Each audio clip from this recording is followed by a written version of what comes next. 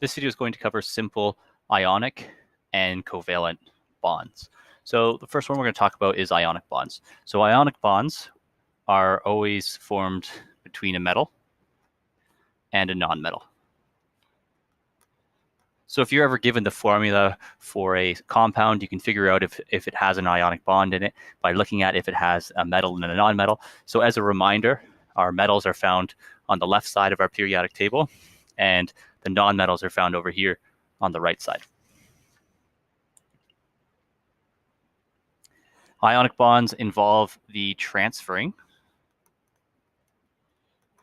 of electrons from one of our ions to the other, and the result is always a compound that has a neutral charge.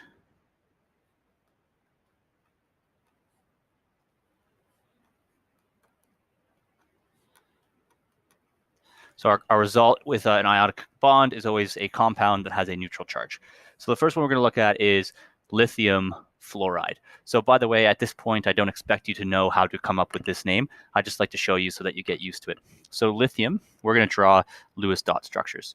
So lithium, if I look for lithium on the periodic table, I know that lithium comes from group 1, so it will have 1 electron in the valence shell. So I'm going to draw that 1 electron right here. Fluorine, on the other hand, on my periodic table is found over here in group 17, and it has a 7 as the Roman numeral, so I'm going to draw 7 valence electrons. So if I think about each of these atoms, if they are to form ions, let's talk about what each atom would do. So if lithium has 1 electron in its valence shell, it would like to lose 1 electron in order to form an ion that has a full outer shell. Fluorine, on the other hand, since it has 7, remember, to get to a full valence shell, we're looking to have 8 electrons. So it would like to gain 1 electron. So the charge on this lithium, since it loses an electron, its charge would be 1 plus. And since this gains an electron, it takes on a negative charge. It will have a charge of -1. And together, 1 plus and 1 minus, that makes a neutral compound. So this lithium will transfer the electron to the fluorine, and that results in an ionic bond between these two elements. So lithium fluoride has the formula LiF because we need 1 lithium and 1 fluorine to make a neutral compound. So again, this is ionic because lithium is a metal, fluorine is a nonmetal, and in the ionic bond, our electrons are transferred from one ion to the next. The next one we're going to do is potassium oxide. So with potassium, similar to lithium, potassium can be found in the first group on our periodic table, and there's Roman numeral 1. So we're going to draw 1 valence electron. Oxygen is found in group 16, and it has 6 valence electrons. So above our surrounding our oxygen for the Lewis structure, we will have 6 valence electrons.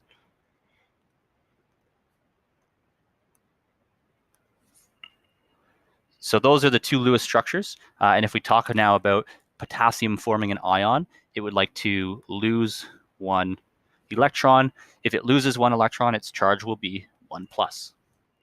Oxygen has 6 valence electrons, so the easiest way for it to form an ion is to gain 2 electrons. And if it gains 2 electrons, the charge here will be 2 minus. So if these 2 elements would like to form a bond together, let's talk about what would happen. Since the potassium would like to lose an electron, it will give up the electron to oxygen. The potassium is satisfied. It's lost its electron, and it now has a full outer shell. The oxygen, on the other hand, still has an extra electron by itself over here. So now it would have 7 valence electrons if it takes 1 from potassium. But to get to 8, we actually have to give it another electron. And the way it will give another electron is if it pulls in to the bond a second potassium. So if there's a second potassium, this potassium will also lose an electron and transfer it to the oxygen. So in both of these cases, we are transferring the electron. Each potassium gives up 1 electron, and the oxygen will gain 2. So 1 plus and 1 plus with the 2 minus makes a neutral compound. So this compound would be called is called potassium oxide, and the formula for that is K2O. The reason it's 2 is because we need 2 potassiums to satisfy the oxygen. So if I was to ever give you this formula, I hope that you were able to identify this as being what's called an ionic compound, since we know it has a metal and a nonmetal. And the same thing holds true for lithium fluoride. It has a metal and a nonmetal. So let's take a look at another example. Let's talk about hydrochloric acid. So if I was to draw the Lewis structure for hydrochloric acid, I don't expect, by the way, that you can come up with this name. I just like to put that in there so that you become familiar with them. But hydrochloric acid has H and then Cl. So that means that we have a hydrogen and a chlorine. So with chlorine, chlorine's in group 17, has 7 valence electrons. So I will draw those 7 valence electrons on my Lewis dot structure.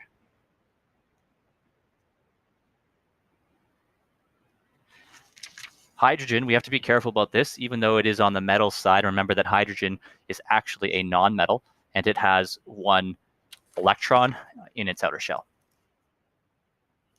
So when each of these, if we think about each of these atoms separately, chlorine would like to gain 1 electron, and so would hydrogen. Unlike the examples we looked at before, where we had one element that would like to lose electrons and another that would like to gain, this can't happen in this case because both of them are interested in gaining electrons. So in this case, we have to form a different type of bond. And that type of bond is going to be called a covalent or a molecular bond. So covalent or molecular bonds always happen between 2 nonmetals. So we'll have a nonmetal bonded to another nonmetal. So for example, hydrogen and chlorine. In ionic bonds, our electrons are transferred, whereas in covalent bonds, electrons are shared.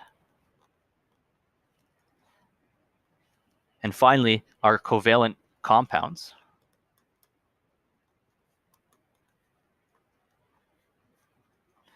do not have a neutral charge.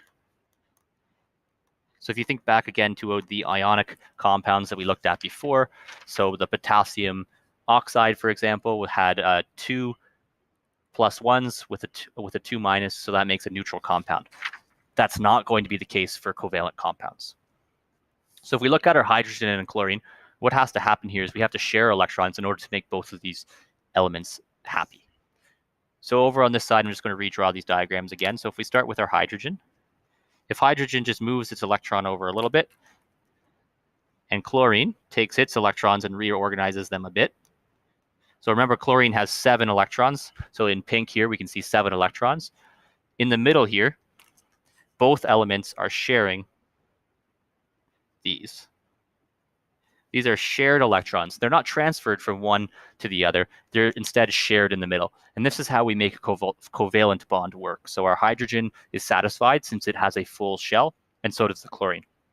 Just on a side note, remember that because hydrogen is looking to fill the first shell in its Bohr-Rutherford diagram, it only needs 2 electrons. It does not need 8. So this is an example of how a covalent bond will happen. So just to recap, we have 2 types of bonds. We have ionic, which happen between a metal and a nonmetal. In our ionic bonds, our electrons are transferred from one element to the other. And it results in a compound that has an overall neutral charge. We also have covalent or molecular bonds, which happen between 2 nonmetals. Electrons are shared, and our compounds do not have a neutral charge.